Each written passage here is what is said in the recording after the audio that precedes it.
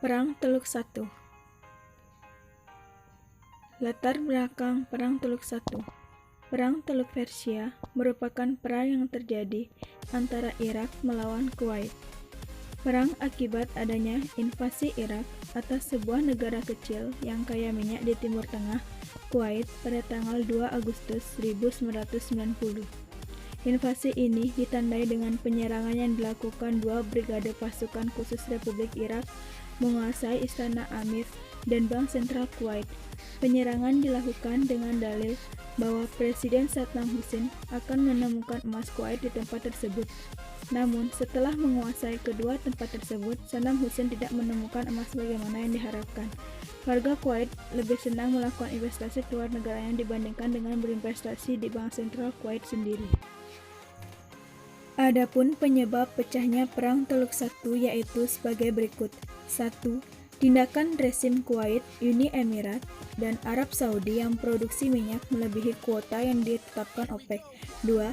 Invasi Irak ke Kuwait yang disusul dengan keputusan Baghdad yang pada 2 Agustus 1990 secara resmi memproklamirkan Kuwait sebagai provinsi ke-19 Irak. Ketiga, reaksi yang berlebihan ditunjukkan Amerika Serikat terhadap invasi Irak ke Kuwait. 4. Reaksi yang juga berlebihan diperlihatkan PBB terhadap invasi ke Irak, Kuwait, serta ketidakberdayaan lembaga ini terhadap tekanan Amerika Serikat dan para sekutunya. Berlangsungnya Perang Teluk Satu.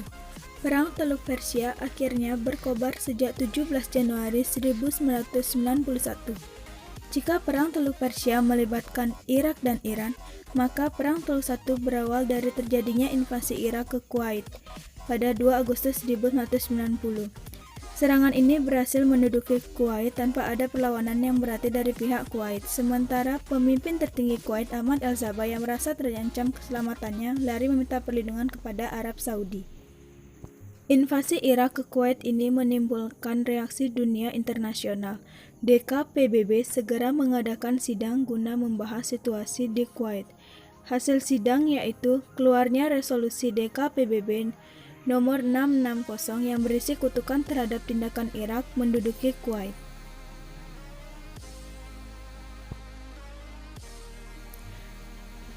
Karena Irak tidak mau meninggalkan Kuwait sampai batas waktu yang ditentukan, maka pada tanggal 14 Januari 1991, Amerika Serikat dibantu kelompok sekutunya mengadakan serangan membabi buta ke wilayah Irak dengan tidak kurang 20.000 ton bom dijatuhkan pesawat-pesawat Amerika, Inggris, dan Prancis.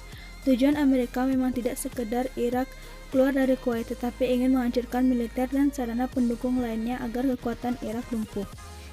Setelah kekuatan Irak dihancurkan oleh tentara multinasional, Irak akhirnya menerima semua syarat yang diajukan DKPBB dan berakhirlah Perang Teluk Satu.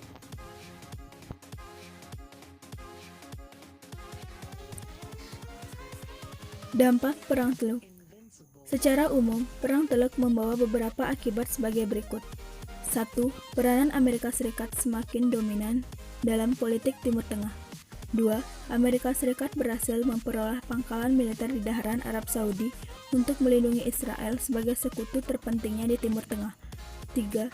Konflik Teluk membuka mata dunia internasional perlunya penyelesaian secepatnya, khususnya masalah nasib Palestina. 4. Irak meninggalkan Kuwait dengan mengakibatkan kehancuran yang parah di kedua belah pihak, baik Kuwait maupun Irak.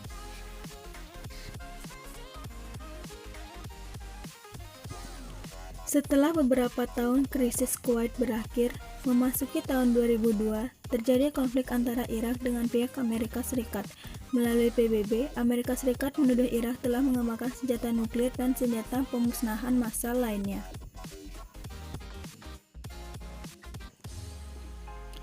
Setelah diadakan penyelidikan, ternyata tidak ditemukan bukti bahwa Irak mengembangkan senjata pemusnah massal.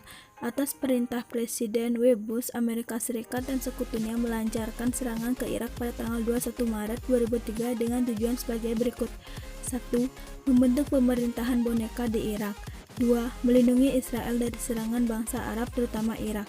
3. Menggulingkan Saddam Hussein dari kursi kepresidenan. Saddam Hussein dianggap membahayakan perdamaian dunia dan berkolaborasi dengan teroris internasional pimpinan Osama bin Laden. Dalam serangan tersebut, pasukan Irak berhasil dilumpuhkan dan menangkap Saddam Hussein. Pengadilan terhadap Saddam diserahkan kepada pemerintahan Irak yang baru, namun tetap di bawah pengawasan pasukan Amerika Serikat. Pengadilan Irak akhirnya menjatuhkan hukuman mati kepada Saddam Hussein atas tuduhan pembunuhan massal warga Kurdi. Saddam Hussein meninggal di tiang gantungan pada tanggal 29 Desember 2006.